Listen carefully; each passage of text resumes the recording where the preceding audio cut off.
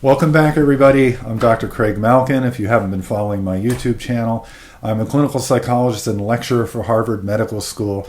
I'm also the author of Rethinking Narcissism, which is devoted to helping you understand and cope with narcissism in all its forms, in all your relationships. I've been getting a lot of requests lately from reporters. In fact, I just got off a Skype call with someone to talk to them about echoism. Echoism I've touched on in this channel across videos. I mention it sometimes in more depth than others. I go into in great depth in Rethinking Narcissism because it's a concept that I developed in the course of writing that book.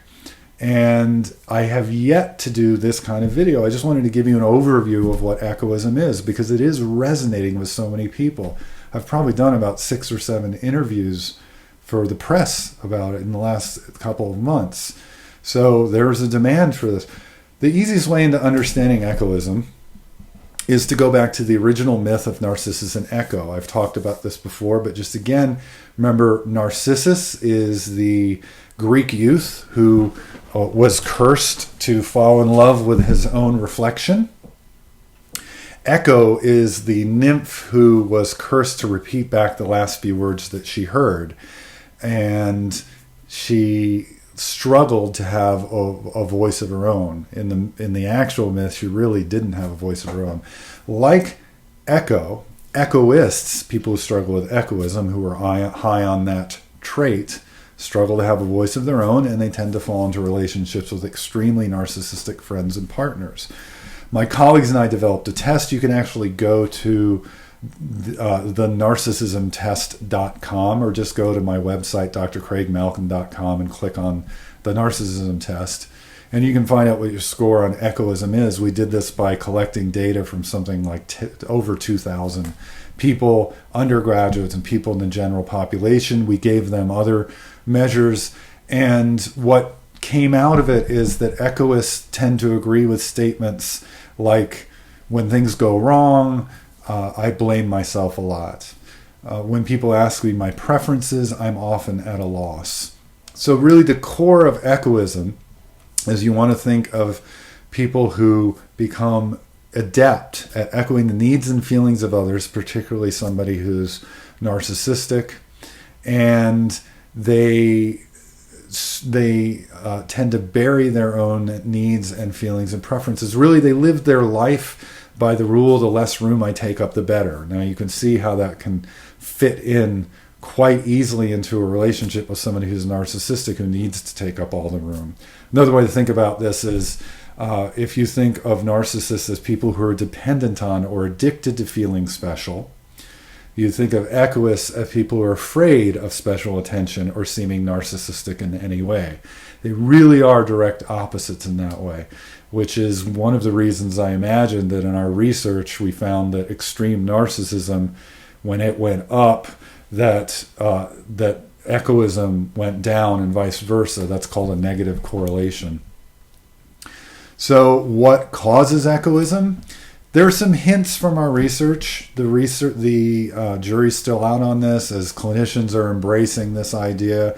I think there's some consensus about how it works. But when I was writing the book and I was thinking about my own experiences, when I had this aha moment going back to the myth, that this is the perfect way to describe it. I was extremely emotionally sensitive as a child. I was very tuned into the feelings of others. People often commented on it. And I was the one who my mother was, who was extremely narcissistic, was suffering with migraines or other physical problems. I was the one who would take care of her. Everybody else might have been completely fed up.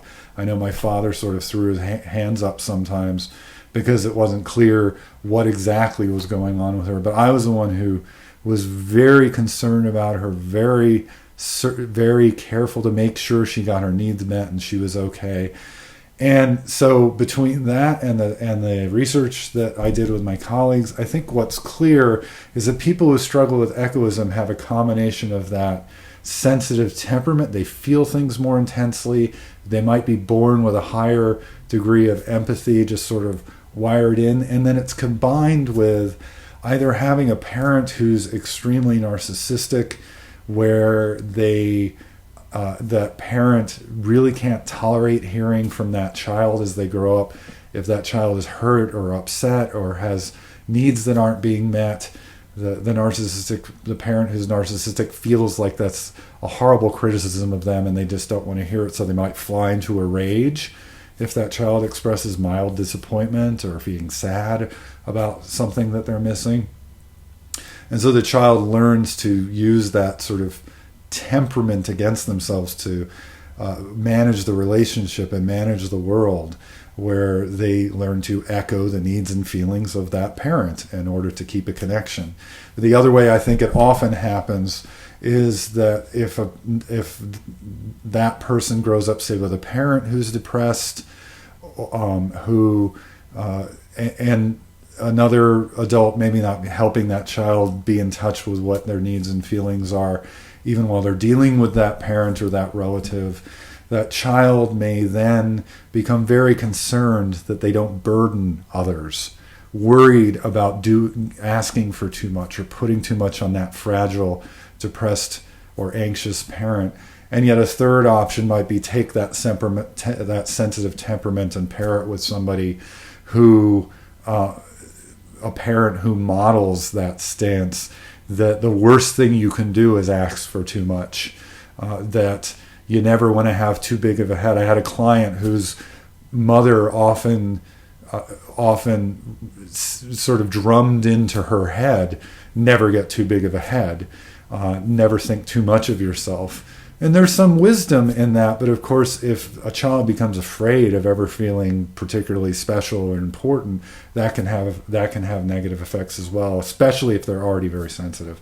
So I think those are a few ways it can happen. If you like this video and this overview of echoism, please give it a thumbs up and definitely subscribe. I want to do more of these. I sneak them in when I can. There you have it in a nutshell. Echoism. I hope you'll come back for the next video, and thanks again for listening. Take care.